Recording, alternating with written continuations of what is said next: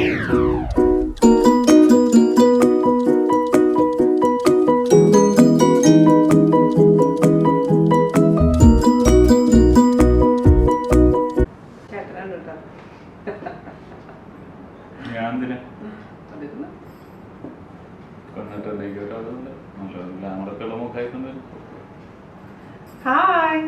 നമസ്കാരം. എന്തുണ്ട് വിശേഷം? എല്ലാവരും സുഖം തന്നെയെന്ന് വിശ്വസിക്കുന്നു. അപ്പോൾ ചെറിയൊരു ഇടവേളയ്ക്ക് ശേഷം ഞാൻ വന്നു. ഗ്യാപ്പ് ഫീൽ ചെയ്യാതിരിക്കാൻ വേണ്ടിയിട്ട് നമ്മളെ മറ്റേ വീഡിയോ ഇട്ടത് കേട്ടോ. അപ്പോൾ ഇന്ന് ഞാൻ വന്നിരിക്കുന്നത് ഒരു നല്ല എന്താ പറയുക അടിപൊളിയായിട്ട് റെസിപ്പി ആയിട്ടാണ്. നിങ്ങൾ ആരും റിക്വസ്റ്റ് ചെയ്തിട്ടില്ല. ഞാൻ സാധാരണ പറയാറുള്ള നിങ്ങൾ റിക്വസ്റ്റ് ചെയ്ത റെസിപ്പിയാണെന്നല്ലേ, പക്ഷേ ഈ സംഭവം ആരും ഇതുവരെ റിക്വസ്റ്റ് ചെയ്തിട്ടില്ല. പക്ഷേ ഇവിടെ എല്ലാവർക്കും ഇഷ്ടപ്പെട്ടുള്ളൊരു ഡിഷാണ്. അതായത് നമ്മുടെ ഓണിയൻ റിംഗ്. ഓണിയൻ റിംഗ് ഞാൻ പല രീതിയിൽ ഉണ്ടാക്കി നോക്കിയിട്ടുണ്ട്, പക്ഷെ എപ്പോഴും എനിക്ക് ഒട്ടും സാറ്റിസ്ഫാക്ഷൻ ഇതുവരെ കിട്ടിയിട്ടുണ്ടായിരുന്നില്ല. ഓണിയൻ റിംഗ് ഓക്കെ എന്നുള്ള രീതിയിലായിരുന്നു, പക്ഷേ ഈ റെസിപ്പി ഞാൻ ട്രൈ ചെയ്ത് നോക്കിയപ്പോൾ പെർഫെക്റ്റ് ആയിട്ട് വന്നിട്ടുണ്ട്. അപ്പോൾ നമ്മൾ പുറത്തുനിന്ന് കടയിൽ നിന്നൊക്കെ വാങ്ങിക്കുന്ന പോലെ തന്നെ അതിനേക്കാളും നല്ല രീതിയിലായിട്ടാണ് വന്നിട്ടുള്ളത്. എല്ലാവരും തയ്യാറാക്കി നോക്കുക. വളരെ എളുപ്പമാണ്. ഭയങ്കര എളുപ്പമെന്ന് പറയാൻ പറ്റില്ല, എന്നാലും ചെറിയ ടിപ്സൊക്കെ ഞാൻ പറഞ്ഞു തന്നിട്ടുണ്ട്. അത് ഫോളോ ചെയ്ത് കഴിഞ്ഞാൽ പെർഫെക്റ്റ് ആയിട്ട് നമുക്ക് ഉണ്ടാക്കിയെടുക്കാൻ പറ്റും. അപ്പോൾ ഒട്ടും താമസിച്ചാൽ നമുക്ക് എങ്ങനെയാണ് പെർഫെക്റ്റ് ആയിട്ടുള്ള ഓണിയൻ റിംഗ് തയ്യാറാക്കാം എന്ന് നോക്കിയിട്ട് വരാം. ചേട്ടാ അപ്പോൾ നമുക്ക് ഓണിയൻ റിങ്സ് ഉണ്ടാക്കാൻ തുടങ്ങിയാലോ. അതിന് വേണ്ടിയിട്ട് 2 ഓണിയൻ എടുത്തിട്ടുണ്ട്. നമ്മുടെ സാധാരണ നമ്മൾ വീട്ടിൽ ഉപയോഗിക്കുന്ന റെഡ് ഓണിയനും പിന്നെ ഇത് യെല്ലോ ഓണിയനും. അപ്പോൾ നമ്മൾ പുറത്തൊക്കെ റെസ്റ്റോറൻറ്റിലൊക്കെ പോയി കഴിക്കുമ്പോൾ അവർ ഉപയോഗിക്കുന്നത് ഇതുപോലത്തെ ഒന്നില്ലെങ്കിൽ യെല്ലോ ഓണിയൻ അതില്ലെങ്കിൽ വൈറ്റ് ഓണിയൻ ആണ്. പക്ഷേ നമുക്കിപ്പോൾ നമ്മുടെ കയ്യിൽ എല്ലാവരുടെ കയ്യിൽ ഇപ്പോൾ ഇതേപോലത്തെ ഓണിയൻ ഉണ്ടാവില്ല. അതുകൊണ്ട് സാധാരണ ഓണിയൻ വെച്ചിട്ട് ഞാൻ കാണിച്ചു തരാം. അപ്പോൾ നമുക്ക് അതിൽ തന്നെ യെല്ലോ ഓണിയൻ എടുക്കാം. എന്നിട്ട് നമുക്ക് അതിൻ്റെ ഫ്രണ്ടിലത്തെ ഭാഗം കട്ട് ചെയ്ത് കളയാം. അതുപോലെ തന്നെ ബാക്കിലത്തെ ഭാഗം കട്ട് ചെയ്ത് കളയാം. തൊലിയും കളഞ്ഞിട്ടുണ്ട്. നമുക്കിനി ഇതങ്ങ് റിങ്സ് ആയിട്ട് കട്ട് ചെയ്യണം. അതിന് വേണ്ടി കണ്ടിട്ട് ഒരു വലിയ കത്തി എടുക്കുക. ഇതൊക്കെ കട്ട് ചെയ്യുമ്പോൾ ചെറുതിനേക്കാളും നല്ലത് വലിയ കത്തി ഉപയോഗിക്കലാണ് കേട്ടോ. പിന്നെ കൈ വഴുക്കുന്നുണ്ടെന്നുണ്ടെങ്കിൽ, കാരണം ഇതിൽ നിറച്ച് വെള്ളം ഉണ്ടാവുമല്ലോ, അപ്പോൾ കൈ വഴുക്കുന്നുണ്ട് തോന്നുകയാണെങ്കിൽ ഗ്രിപ്പ് വരുത്താൻ വേണ്ടിയിട്ട് ഞാൻ കുറച്ച് മൈദയുടെ പൊടി കയ്യിൽ എടുത്തിട്ടുണ്ട്. അപ്പോൾ നമുക്ക് ഇത് വഴുക്കാതെ നമുക്ക് മുറിക്കാൻ പറ്റും. അതിന് വേണ്ടിയിട്ടാണ് കേട്ടോ.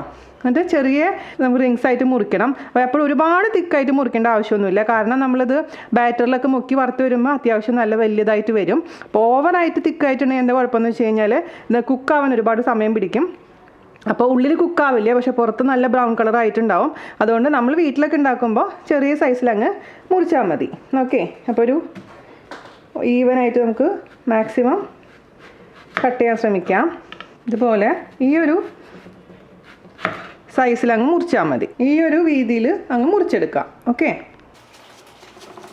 ഒരു ഓണിയനൊക്കെ മതിയാവും കേട്ടോ നമ്മളുടെ ഒരു വീട്ടിലത്തെ ആവശ്യത്തിന്. ഇതിൽ നിന്ന് എല്ലാ റിങ്സും നമുക്ക് എടുക്കാൻ പറ്റില്ല. വലിയ റിങ്സ് മാത്രം എടുത്താൽ മതി. ബാക്കിയൊക്കെ നമ്മൾ സാധാരണ യൂസിന് ഉപയോഗിക്കാം. ഇതിനാവശ്യമുള്ള റിങ്സ് മാത്രം വേർതിരിച്ചെടുക്കാം. നമ്മൾ കറികളുടെ കൂട്ടത്തിൽ കൂടി ഇടാമല്ലോ. തീരെ ചെറിയ എടുക്കണതിന് വിരോധമൊന്നുമില്ല കേട്ടോ. നമ്മൾ സാധാരണ ഓണിയൻ റിങ്സ് എപ്പോഴും വലുതാണ് ഉപയോഗിക്കാറ്.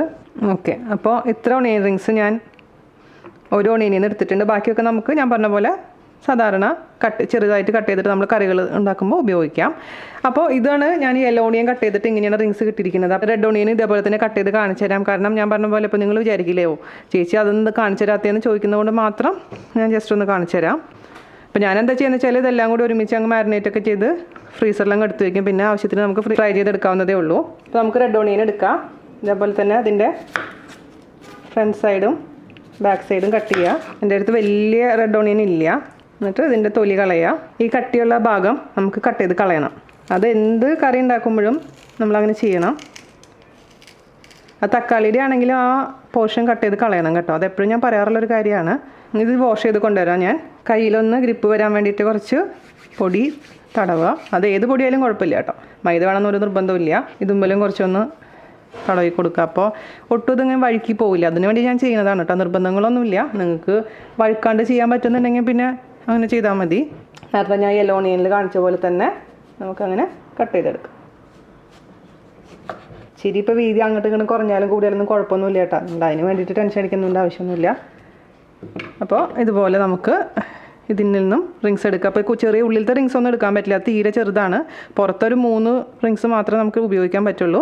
ഈ ഒരു 3 റിങ്സ് ഇതിൽ നിന്ന് നമുക്ക് കിട്ടും. ഓക്കെ, അപ്പോൾ ഇത്രയും എടുത്തിട്ടുണ്ട് ഞാൻ കുറച്ച് ഉണ്ടാക്കി കാണിച്ചിരുന്നുള്ളൂ കേട്ടോ, കാരണം ഞാൻ ഓൾറെഡി ഉണ്ടാക്കിയത് ഫ്രീസറിൽ ഇരിപ്പുണ്ട്.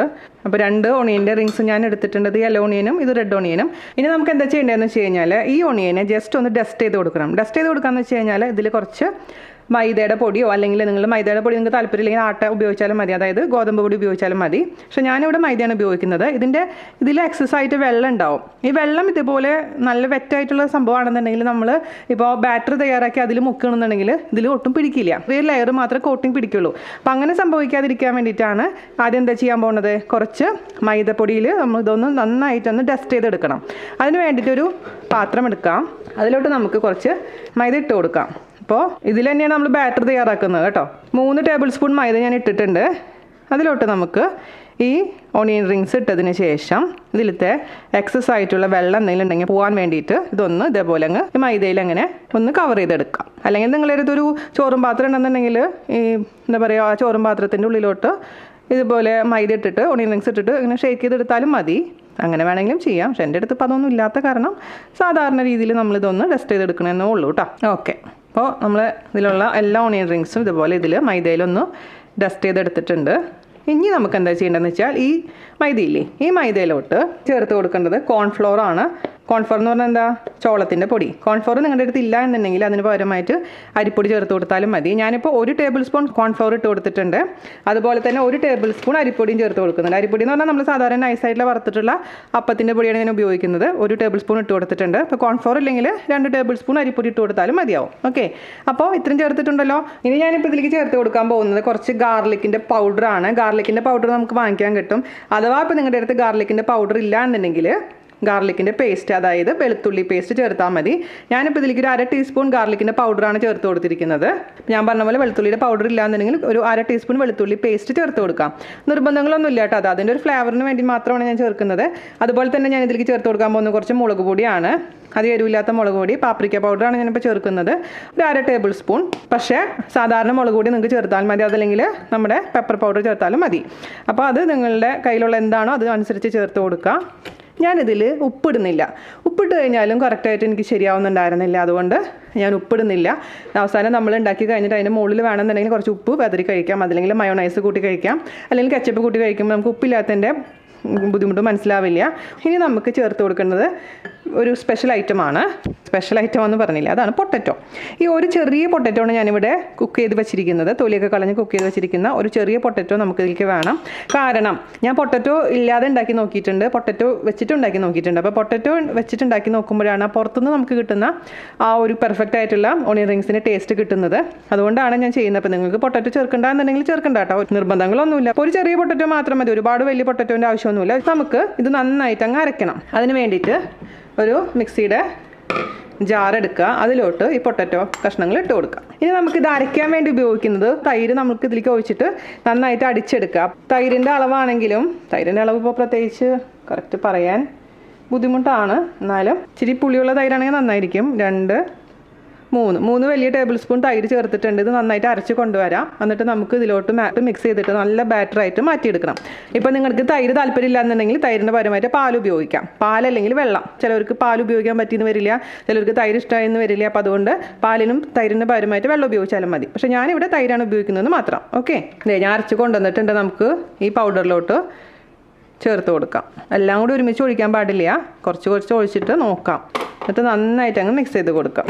തിക്കാണ്, ഇത്ര തിക്കാവാൻ പാടില്ല, കുറച്ച് ലൂസ് ആവണം. എല്ലാം കൂടെ ഒഴിച്ചു കൊടുക്കാം, നന്നായിട്ട് മിക്സ് ചെയ്യാം. നമുക്ക് ഒരു ഐറ്റം കൂടെ ചേർക്കാനുണ്ട് ഇതിലേക്ക്, ബേക്കിംഗ് പൗഡർ. ബേക്കിംഗ് പൗഡർ നിർബന്ധമില്ല, പക്ഷേ ബേക്കിംഗ് പൗഡർ ഇട്ടിട്ടുണ്ടെങ്കിലാണ് പെർഫെക്റ്റ് ആ ഷേപ്പ് വരിക. അപ്പോൾ നിങ്ങളുടെ അടുത്ത് ബേക്കിംഗ് പൗഡർ ഇല്ലാന്നുണ്ടെങ്കിൽ ബേക്കിംഗ് സോഡ ഉപയോഗിക്കാം. ഞാൻ ബേക്കിംഗ് പൗഡർ ആയതുകൊണ്ട് 1/2 ടീസ്പൂൺ ഇടുന്നുണ്ട്. അതേസമയം ബേക്കിംഗ് സോഡ ആണെന്നുണ്ടെങ്കിൽ 2 നുള്ളി ഇട്ട് കൊടുത്താൽ മതിയാവും. അപ്പോൾ നിങ്ങൾക്ക് താല്പര്യമില്ലെങ്കിൽ അത് വേണ്ടാന്ന് വെക്കാം.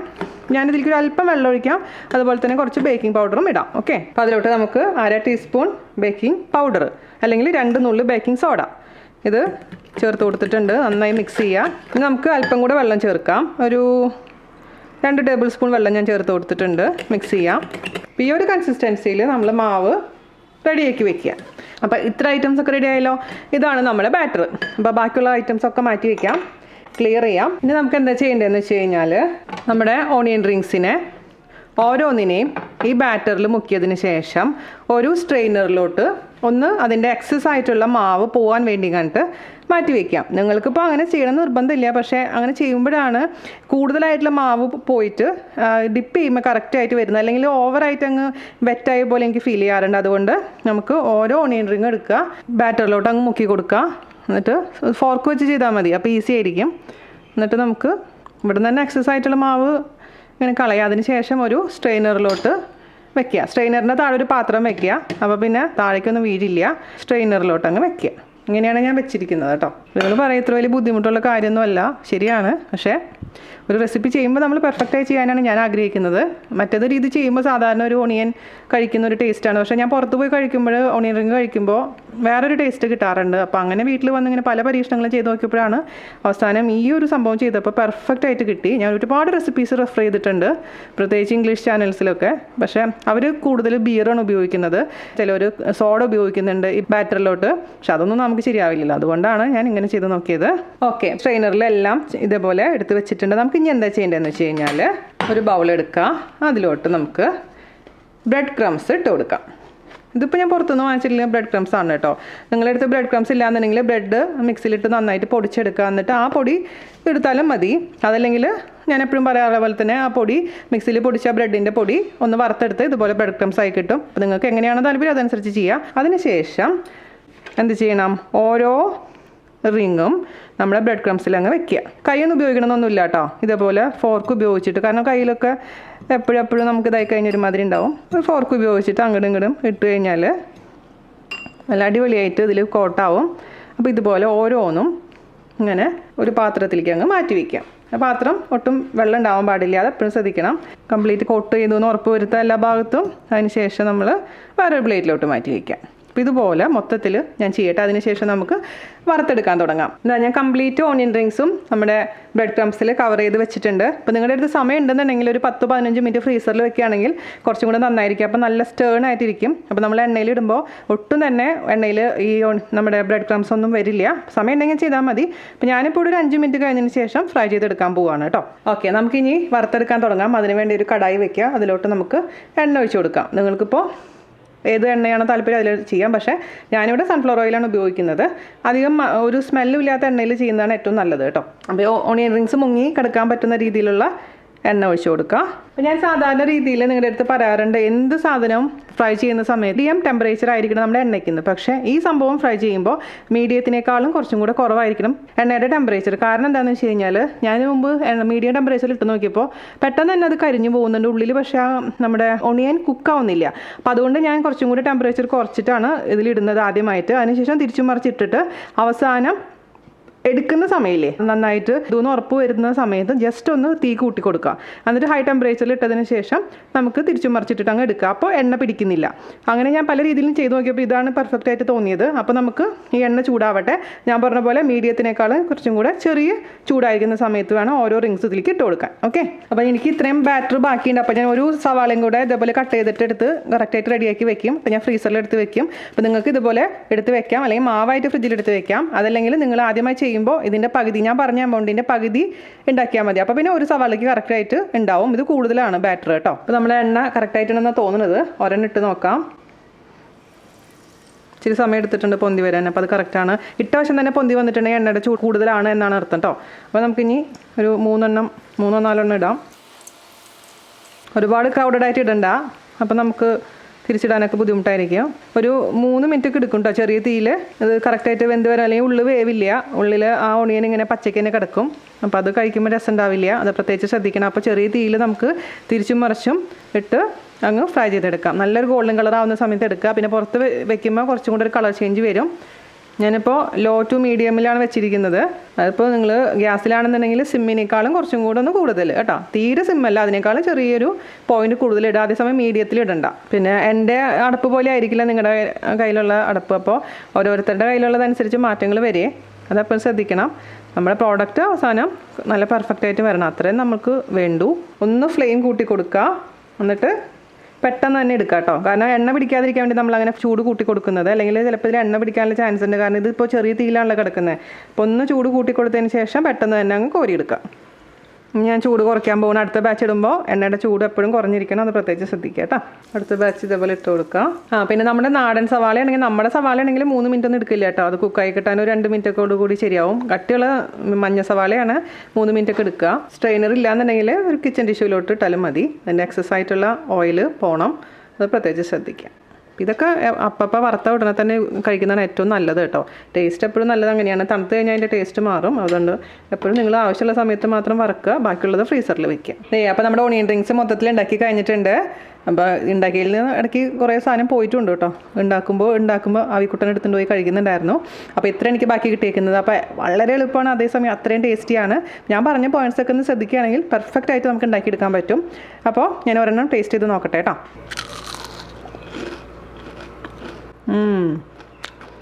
അടിപൊളിയായി കിട്ടിയിട്ടുണ്ട്.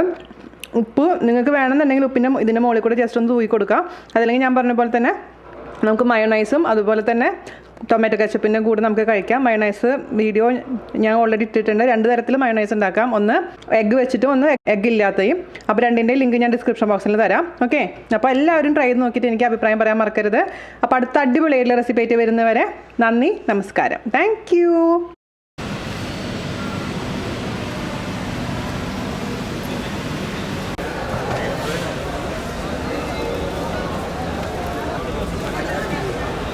Fresh juices, madam.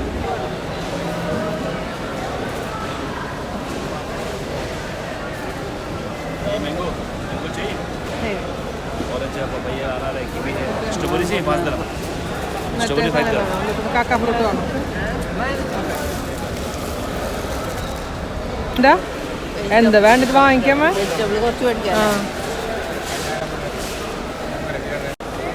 Sari 21. Kiwi दे दो डालेंगे मरकू.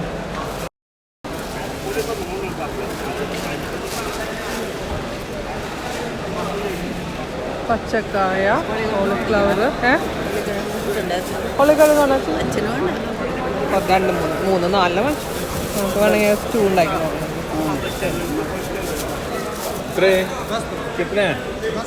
10. ഇതാണ് മറ്റേ ചൈനക്കാരുടെ സൗന്ദര്യ രഹസ്യം എന്ന് പറഞ്ഞ് പറയാറുള്ളത്. ഇതൊക്കെ മേടിച്ച് അമ്മ പേര് അന്ന് ജിതിൻ്റെ വാങ്ങിച്ചു കൊടുത്തിട്ട് ഇത് കഴിക്കും, സ്ഥിരം കഴിക്കാം. പച്ചാരി